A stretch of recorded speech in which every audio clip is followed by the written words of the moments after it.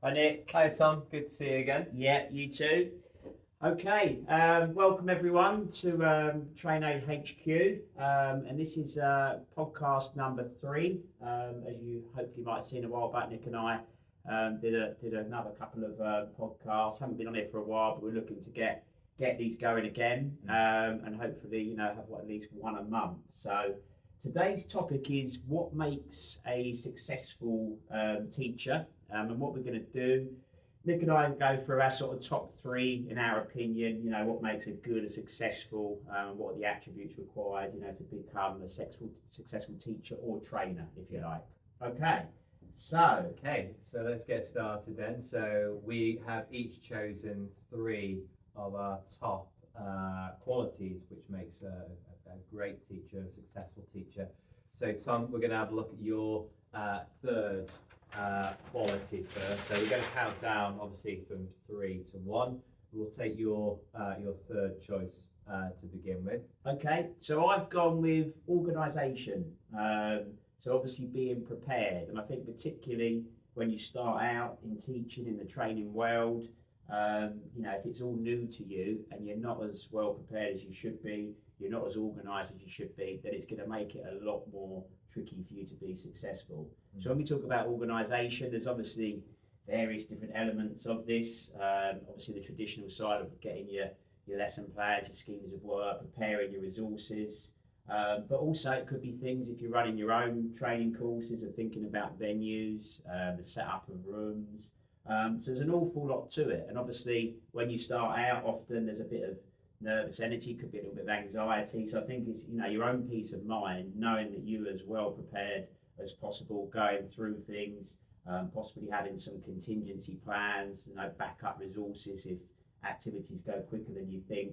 And I think for your own peace of mind, if you know you've put the effort in, put the energy in, you're as well prepared as you can possibly be, then that is a big step, to actually making sure hopefully things run as smoothly as possible. It's no magic ticket, obviously, and the subject you're teaching, the audience in front of you, the environment does have a big factor. But obviously, if you're trying to give yourself the best possible chance, then organisation is a sort of pivotal sort of element within teaching. I suppose it's working well within a team, so you need to communicate with staff members within the building, other teachers as well, to make sure there's no clashes with other resources, materials, or room booking as well.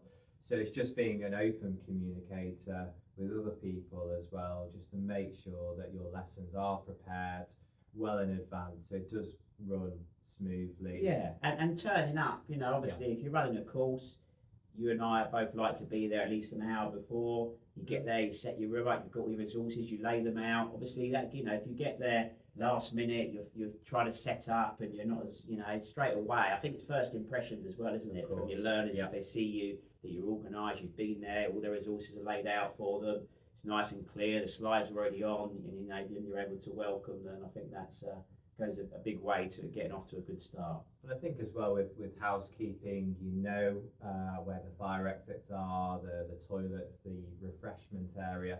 If you know about all of those facilities, it's going to make you more relaxed. You can inform your learners if they are when they arrive, and it just makes you much more of a calmer, much more assured teacher as well, if you've got that knowledge of, say, facilities as well.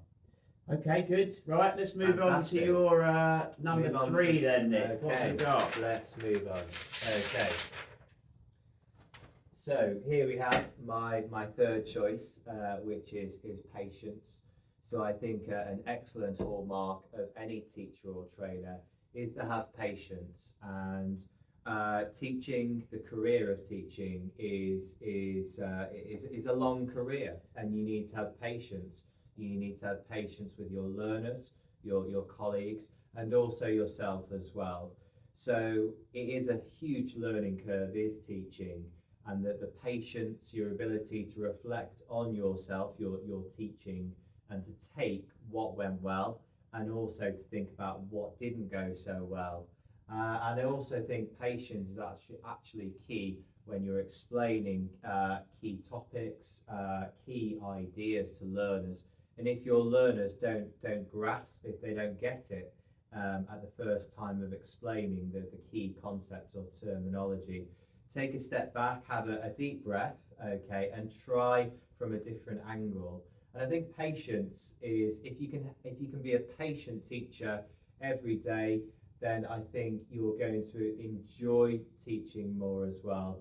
Obviously, being a line manager as well, you need to have patience with staff in order to deal with different personalities and to listen to your staff members as well. So patience is absolutely crucial as well within the fast-paced world of teaching and training. Yeah, I mean, well, coming back to my first one, talking about organisation, obviously you are organised, you've got an idea in your head how you're going to deliver this hour lesson, it's going to be fantastic, you've got all these activities planned, but in reality, having both taught for many years, sometimes things don't go to plan, and you might run an activity and it absolutely bombs, it doesn't work.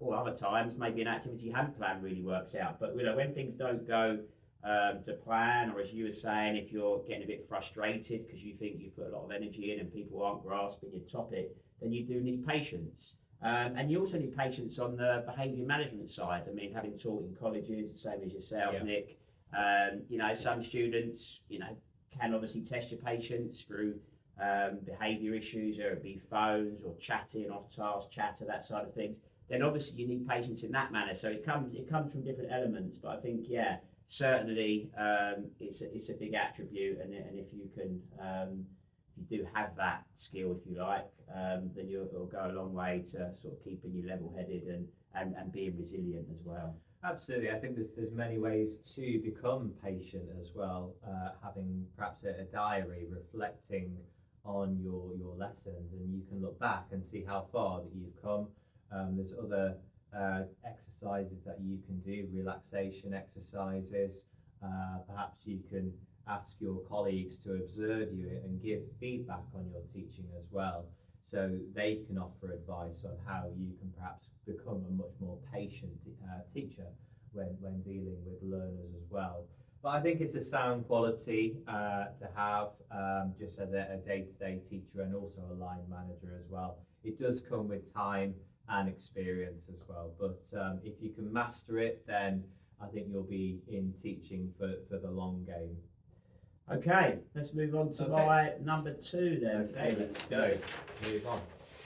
Okay, so I've gone with a varied style, a varied teaching style. I guess it's particularly going back to my teaching in the colleges, or when you're teaching on longer courses, compared maybe to just a half day or a day's training session. But, when I was teaching in the colleges, I didn't want to be that teacher or that lecturer where, all you ever deliver is, a lecture style, just going through slides, talking. So really try and mix it up to keep it fresh, to keep your students guessing.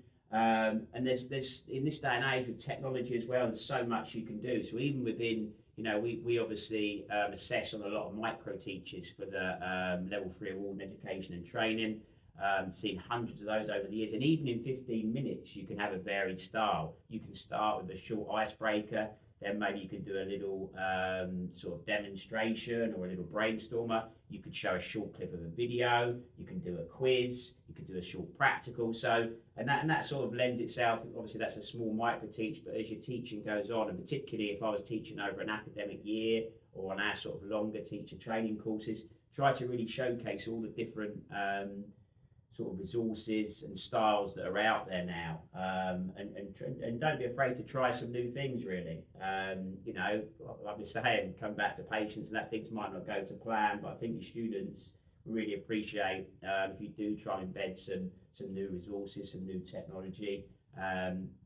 I remember as simple as like when I was teaching the colleges, just moving the room around, doing a new activity, doing a practical, and then mixing up the theory. Then the students do appreciate it. It keeps it fresh and maybe helps with sort of motivational levels as well. I had some teachers back quite a few years ago now at school, which I would say are very one-dimensional. Obviously not going to name any names, but going into a lesson and all you did was read from a textbook for the full hour, going around the class.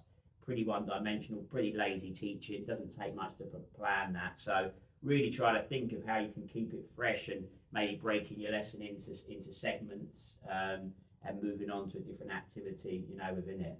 Yeah, absolutely. I think there's thousands of free apps now on app stores. There is obviously a wide variety of different websites, YouTube videos that you can show to your learners.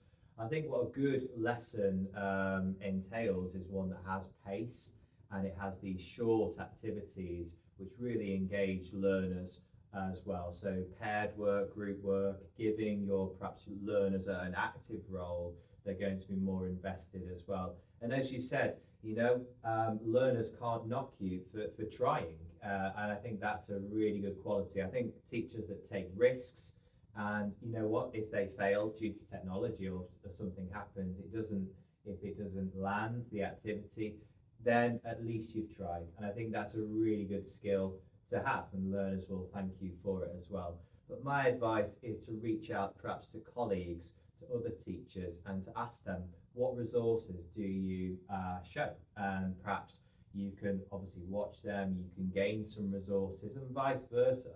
So I think having a culture where you're sharing resources that's a is good going point. to help you. It doesn't even need to be your subject or topic. If you go and watch other people teach and that, then obviously you get some good ideas. And here at TrainAid, obviously we like to, we're always learning. It doesn't matter if you've been teaching for 20, 30 years, you can always learn and see some new styles and techniques. 100%.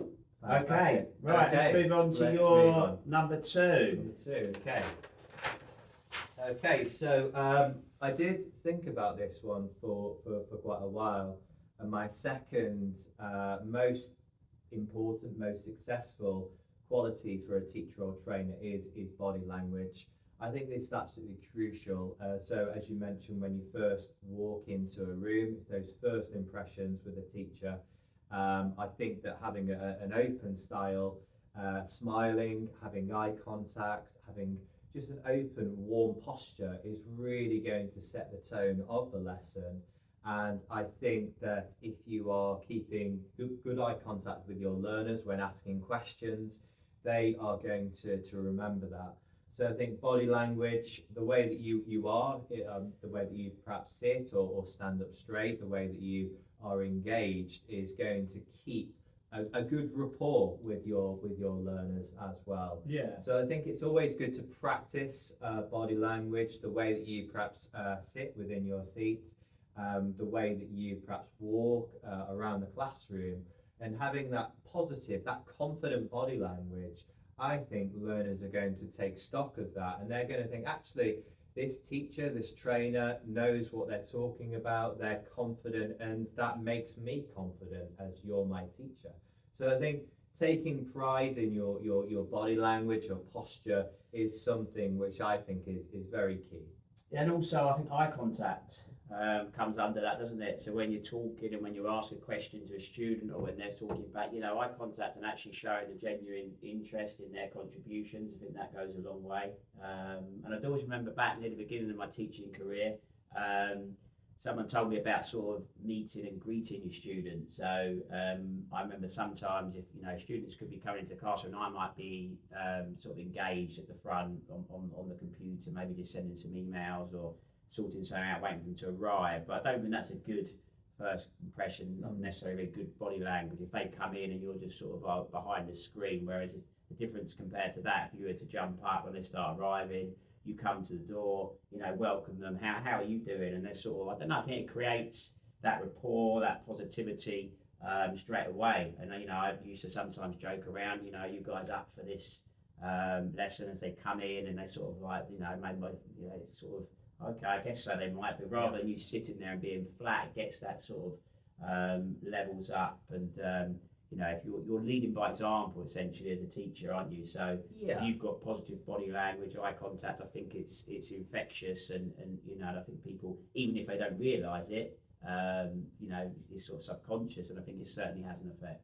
Absolutely, I think body language is absolutely key. Every day of the week, Monday to Friday, if it's a Monday morning or a Friday afternoon, keeping that same positive vibe, that body language, that enthusiasm in the way that you are, I think that is absolutely crucial. And like you said, standing at the door, welcoming them, they might have a starter activity ready on the desk. You know, this is going to set the tone for the lesson. And also think what is important is you as a teacher scanning around the room, so making eye contact with every learner. Doesn't mean staring at the learners, but making sure that you are looking at each of them in turn. The way that you're perhaps presenting from the board is that you're looking just around the room, checking in that you can see everyone, that they are paying attention, that communication, that body language is a two-way street as well. But yeah, that is my second key quality of a successful teacher. It is body language. Yeah. Okay, very good. Right, we're moving on to my number one then. Number one. Let's have a look at this. Okay, so obviously it's my opinion. It doesn't necessarily mean that this is number one, but I think it's certainly up there, a real important sort of attribute of a successful teacher, and that is passion. Passion, enthusiasm for your subject and for actually being there, being a teacher in training. There's nothing worse. I'm sure people have been on training courses or within education when the person at the front is completely flat. They don't really want to be there. That people realise straight away, and that's almost kills the positivity of a lesson straight away. So having a real passion for your subject. So I taught obviously sort of sports science for many years, had a genuine interest in it. I think that came across in my teaching, but I also had a genuine interest in the success, and I still do, of our students, of our learners.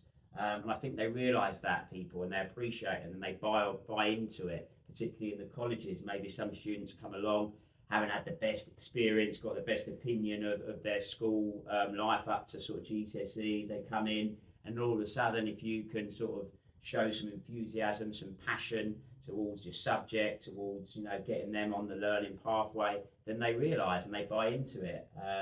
And I think back to my best lecturers at uni. I think back to the teachers that inspired me at school, and they all had a passion for the subject and a passion for teaching. And it is infectious, use that term again, and it creates that sort of positivity. So for me, it's absolutely ultimate. Sometimes it's harder to be enthusiastic and that, depending on stuff going on in your own personal life. But I think my personal opinion is if someone actually enjoys their role as teacher, educating people, they enjoy their subject, then this comes naturally. Okay, so now obviously we do more teaching on the teacher training programs, but I still have that enthusiasm, that passion to share my experiences, particularly teaching adults. You often facilitate, and I like to hear other adults' experience of education, how they find it, but also share my own. And I like to think that sort of passion and enthusiasm for learning comes across. Yeah, absolutely. I agree 100%. I think passion, using praise, giving your learners a pat on the back, well done, saying I'm proud of you, all of those things are going to create a positive atmosphere. I think that many learners that we come across, they can remember the negative experiences of teaching, and that really stays with learners, okay? And having a much more passionate, positive teacher is going to be a fantastic hallmark. I remember a GCSE English lesson, and my teacher was very passionate. The way that she read from the book, and she used to put on voices of the characters, and she was so passionate about her subject, and you could just remember the actual characters from the voice, and it was so it was a lesson that you look forward to because of that passion, that enthusiasm, and just the kindness, I think, of a passionate teacher is key there. Okay, so that's my number one. So that just leaves your last one. My final one, okay, is subject knowledge. So once again, I did think long and hard about this, but I think subject knowledge is key. I think a fantastic teacher is someone who stays current within their field, It doesn't have to be an expert. You don't have to be an expert in your field, but as long as you're aware of the developments, key terminology, and that you can explain in simple terms just what is going on within your subject area, that you're teaching the most relevant, the most up-to-date subject content, that you're teaching perhaps the correct techniques, the safest technique if it's a practical subject as well. And I think this is going to develop trust with your learners as well. And if you're teaching the most up-to-date subject area, then your learners are going to pass with the required skills, so they transition perhaps into the world of work within companies with that sound subject knowledge. And I think that is, for me, the most important area of being a successful teacher. It's going to enhance the reputation of you as the teacher, and also the teaching organisation, that learners are leaving with no gaps within their knowledge, that you've done your very best as a teacher to pass over and to achieve the subject aim and objectives. Yeah, I think it comes back again, subject knowledge as well. I talked about sort of first impressions earlier. I think your audience soon realise if they've got someone in front of them that knows their subject. That doesn't mean to say you're an encyclopedia and you have to know the answer to every single question, but you know your subject, you make the effort, you do your regular CPD. If a specification changes, you know it, you know the details, and someone knows when you know your stuff, and they know they've got a reliable person in front of them. Yeah. And then obviously that then breeds an interest and success and successful teaching. So it is pivotal, certainly, and obviously your subject, but also maybe ways that you can teach as well, keeping that up to date. We're sort of embedding the technology, not being afraid. You obviously are reliant a little bit on the organisation you work for actually getting CPD and getting training to keep it all up to date. But yeah, there's no argument that someone who knows their subject inside out, up to date knowledge, is going to impart that knowledge, is going to get the respect of the learners in front of them, and is going to be much more likely to be a successful teacher. So yeah, 100% agree with that. My advice is obviously to have your subject knowledge, but also share that with fellow colleagues who might not have that same level of subject knowledge and expertise as you do.